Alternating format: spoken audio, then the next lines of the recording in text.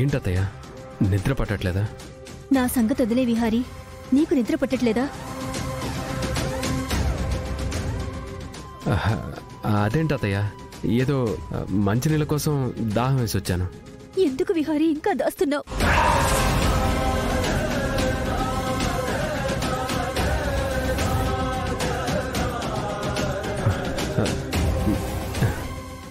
నేనేం దాచాను అత్తయ్య? నీ కనురెప్పల మాటను, నీ కన్నీళ్లను దాస్తున్నావు. నీ మనసులో ఉన్న మాటను దాస్తున్నావు. నీ గుండెల్లోనే సమాధి చేసిన నిజాన్ని దాస్తున్నావు. ఎవరికీ తెలియని నీ ఆత్మతో ముడిపడిన బంధాన్ని దాస్తున్నావు.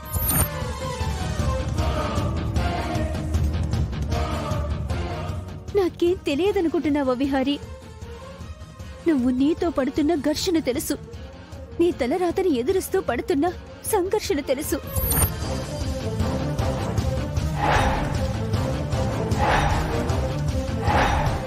నా కోసం ఎంతో త్యాగం చేసిన లక్ష్మికి నేను అన్యాయం చేశాననే క్షోభ నన్ను ఎంతగా కలిచివేసిందో అది నాకు మాత్రమే తెలుసు అత్తయ్య.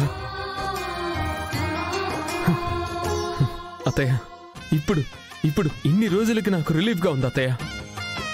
ఆ దేవుడు నా వైపు నిలబడి నాతో ఆ రోజు సహస్ర మెడలో 2 ముళ్ళే కట్టించాడని నాకిప్పుడు నమ్మకం కలుగుతుంది అత్తయ్య.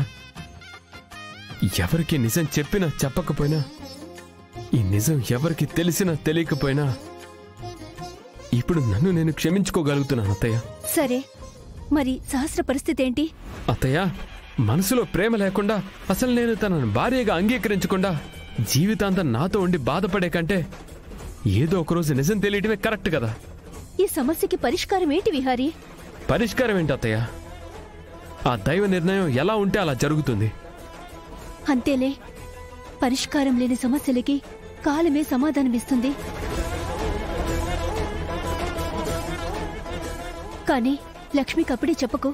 ఆ పిచ్చిది త్యాగం చేయడానికి ఏమైనా చేస్తుంది. అలాగే అత్తయ్య. ఎప్పటికైనా నీ మనసు తేలిక చేసుకుని ప్రశాంతంగా పడుకో విహారీ. వెళ్ళి విహారీ.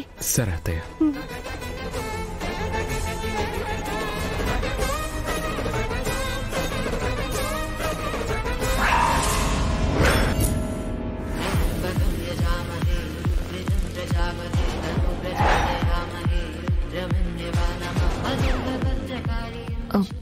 ఏంటి పిన్ని, నువ్వేంటి ఈ రాత్రిపూట ఇక్కడ?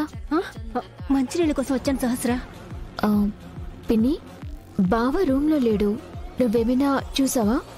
లేదు సహస్ర. సరే పిన్ని. సహస్ర, ఏంటి పిన్ని? నువ్వు హాస్పిటల్లో చావు బ్రతుకుల మధ్య చావు అంచెల వరకు వెళ్లి కాసేపట్లో చనిపోతావన్న సిచ్యుయేషన్లో బిహారీ తాళి కట్టగానే బాగానే రికవరీ అయ్యా.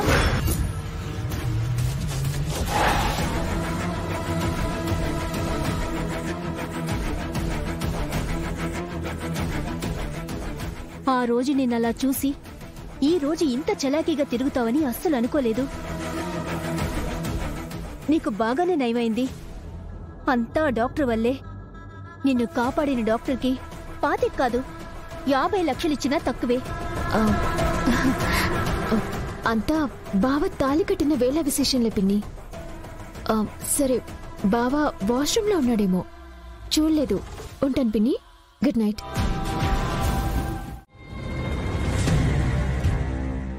గౌరీ, అన్నీ పెట్టుకున్నావు కదా? పెట్టుకున్నానండి. అవును, పాత రిపోర్ట్లన్నీ సిద్ధంగా పెట్టుకున్నావు కదా? అన్నీ తెస్తున్నానండి. అవును, ఆ సిటీ అమ్మాయికి ఫోన్ చేస్తా అన్నారు కదా? అయ్యో, మర్చిపోయాను, ఫోన్ చేయాలి. మనం సిటీ దాకా వెళ్ళి కలగపోతే పాపం ఆ పిల్ల ఇక్కడ దాకా రావాలి. ఒక పని చెయ్యయ్యా, నువ్వు ఆ అమ్మాయికి ఫోన్ చేయి, నేను మన అమ్మాయికి ఫోన్ చేస్తాను. ఇప్పుడు దానికెందుకే? పైగా ఇప్పుడు వాళ్ళకి రాత్రి కదా. నిన్ను చెకప్ కి హాస్పిటల్ కి తీసుకెళ్తున్నానని చెప్పకపోతే కనకం ఏమనుకుంటుంది చెప్పయ్యా. నువ్వు వెళ్ళి ఆ అమ్మాయికి ఫోన్ చేయి, నేను మన అమ్మాయికి ఫోన్ చేస్తాను. సరే, నువ్వు నీ ఫోన్ నుంచి ఆ సిటీ అమ్మాయికి ఫోన్ చేసి నాకు ఇవ్వు. అయ్యా, రింగ్ అవుతుంది, తీసుకో. నీ ఫోన్ ఇవ్వు.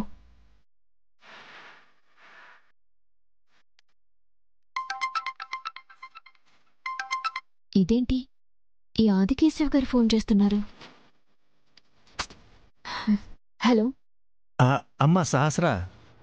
చెప్పండి. అమ్మా నేను సిటీకి వస్తున్నానమ్మా. రండి. నాకెందుకు చెప్తున్నారు? అదేనమ్మా, నువ్వు కలుద్దామని చెప్పావు కదా, ఆ ప్రాజెక్ట్ గురించి ఏదో. సరే అంకుల్, మీరు వచ్చాక కాల్ చేయండి, నేను వచ్చి కలుస్తాను. అలాగేనమ్మా.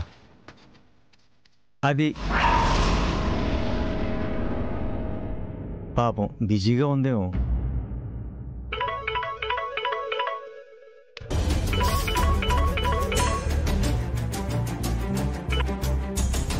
కనకం, బావున్నావా? నేను బాగున్నానమ్మా, నువ్వెలా ఉన్నావు? నేను బానే ఉన్నానే. మీ నాన్న ఈ మధ్య నీ మీద బాగా బెంగ పెట్టుకున్నట్టున్నాడే. ఎందుకమ్మా?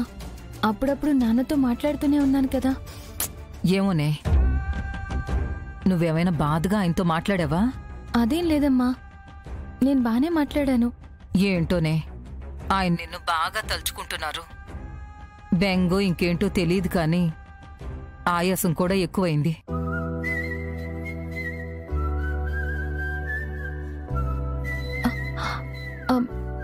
అయ్యో, ఏంటమ్మా నాన్న ఇప్పుడెలా ఉంది మరి? ఇక్కడ డాక్టరు సిటీ హాస్పిటల్కి వెళ్ళి చెక్ చేయించుకోమని రాశారు. ఇవాళ సిటీకి మీ నాన్నని తీసుకెళ్తున్నానే కనకం. ఏది, నాన్నున్నారా పక్కన? ఇదిగో పక్కనే ఉన్నారు. నువ్వే మాట్లాడు, ధైర్యం చెప్పు కాస్త. హలో నాన్న. చెప్పమ్మా. ఏంటి నాన్న ఇది? మీ అమ్మేదో చెప్తుందిలేమ్మా, నువ్వేం నమ్మకు.